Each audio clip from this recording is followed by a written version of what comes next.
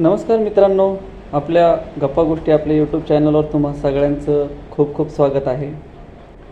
नुकताच झालेल्या पहलगाम येथे दहशतवाद्यांनी ज्या प्रकारे अमानुषपणे त्या ठिकाणी हत्या केली, म्हणजे धर्म विचारून, सर्वप्रथम तर त्या घटनेचा तीव्र निषेध. आणि आपण वळूया आता काही राष्ट्रीय घटनांकडे. ज्यावेळेस पहलगाम येथे ही हत्याकांड झाले, ज्यावेळेस दहशतवाद्यांनी हा हल्ला केला, त्यानंतर मात्र पाकिस्तान एकदम बिथरून गेला. हो, बिथरला पण पाहिजे. बापाचं थोडंसं तरी भिव त्याला पाहिजे का नाही, बरोबर आहे ना. आणि बिथरल्यानंतर तिथले काही अधिकारी लोक असतील, काही सेलिब्रिटी कशाचे हो, काहीतरी भंगार आपले एक दोन पिक्चर करतात किंवा काहीतरी नेते फिते लोक असतील भंगरी, यांना खायला घरी अन्न नसतं, या लोकांचे खायचे वांदे, आणि हे लोक पार अणुबॉम्बच्या झालं, परमाणूच्या बॉम्बच्या झालं, हे असल्या धमक्या द्यायला लागले. म्हणजे त्यांचं काय म्हणणं आहे काय नाही ते मी तुम्हाला सांगतो. तर मिळून परमाणू बॉम्ब पाहायला गेलं तर भारत आणि पाकिस्तान या दोघांकडे मिळून जवळपास 300-350 परमाणू बॉम्ब आहेत.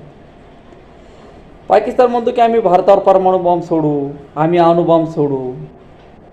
थोडं डोक्यावर पडलात का तुम्ही? आम्ही काही दिवाळीत वाजवायला ठेवला काय ते अणुबॉम्ब? किंवा आमच्याकडे काय सुतळी बॉम्ब आहेत काय की तुमच्याकडं की आम्हाला जपून ठेवायचे? अरे बाबा, आमच्याकडे बी अणुबॉम्ब आहे, आमच्याकडे बी परमाणू बॉम्ब आहे.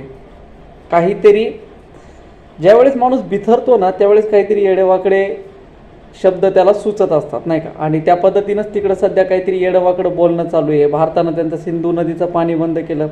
आता बऱ्याच जणाला हा प्रश्न पडला असेल की यूट्यूब चॅनल बंद करून काय होणार आहे. साहजिक आहे, भारतामध्ये शोएब अख्तर झालं, शोएब अख्तरचं पण यूट्यूब चॅनल बंद केलं, नाही का. शोएब अख्तरचे पण बरेचसे कमाई त्याची भारताकडून होत होती, कारण की भारताचा डॉलरचा रेट जास्त आहे, त्या हिशोबानं त्यांचं जास्त त्या ठिकाणी इन्कम होत होतं. हे कोंडी करणं पण गरजेचं आहे मित्रांनो, नाही का. राहिला प्रश्न दुसरा की पाकिस्तानच्या एक मॅडम आहेत, त्या म्हणतात की भारतानं चुकून हे आमच्यावरती युद्धाचा प्रयोग करू नये, नाही तर आमच्याकडे अणुबॉम्ब आहे, आम्ही भारतावरती अणुबॉम्ब टाकू. भारतानं जर चुकून पण आमच्या देशावरती जर समजा आक्रमण करण्याचा प्रयत्न केला तर आमच्याकडं अणुबॉम्ब काय फक्त काय देखाव्यासाठी ठेवलेला आहे का, शोसाठी, की या आमच्याकडं अणुबॉम्ब आहे? अरे का आम्ही का सुतळी बॉम्ब फक्त दिवाळीत पण आम्ही एवढे बॉम्ब फोडतो ना, आयला तेवढे फटाकडे जरी तुमच्या पाकिस्तानमध्ये आणून फोडले तर आयला तुमचं पाकिस्तान फार उद्ध्वस्त होऊन जाईल, दिसणार पण नाही.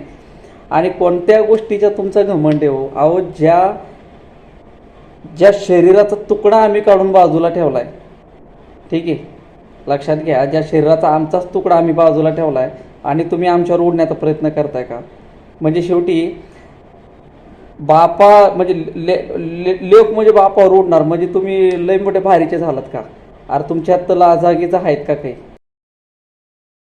आणि तुम्ही अणुबॉम्बच्या गोष्टी करता, तुम्ही परमाणू बॉम्बच्या गोष्टी करता, तेवढी लायकी आहे का तुमची? तुमचे खाय प्यायचे वांदे लागांनो. हा, महत्त्वाचं असं आहे की आता आम्हाला वाटतं की खरंच सगळ्या भारतीय, मी एक भारतीय म्हणून मला पण वाटतं की मोदी साहेब जे काय असेल ते होऊन जाऊ द्या. आता बस झालं, खूप झालं, आता करून टाका. आर्या पार काही फरक नाही पडत, जे होईल ते होईल. झाला ते उद्ध्वस्तच करून टाका. ते नकोच, तिथसली घाणच नको, या पृथ्वी तलाच्या नकाशावरून त्याला गायब करून टाका, अशी माझीच नाही तर जवळपास संपूर्ण भारतीयांची हीच इच्छा आहे. आणि पाकिस्तानांनो जरासं धैर्यानं घ्या आणि काही पण शब्द तुम्ही करू नका. तुमच्या 5,000 सैनिकांना, अधिकाऱ्यांना राजीनामा देऊन पळून गेलेत राव, आणि तुम्ही कोणत्या गोष्टीची तुम्ही मोठेपणा करताय? काहीतरी स्वतःच्या आतमध्ये थोडं झाकून बघा की तुम्ही काय आहात आणि तुम्ही बोलत काय आहात, नाही का. काहीतरी फडफड उगाच करण्यात काही मजा नाही काय. चला भेटू मित्रांनो पुढच्या व्हिडिओमध्ये.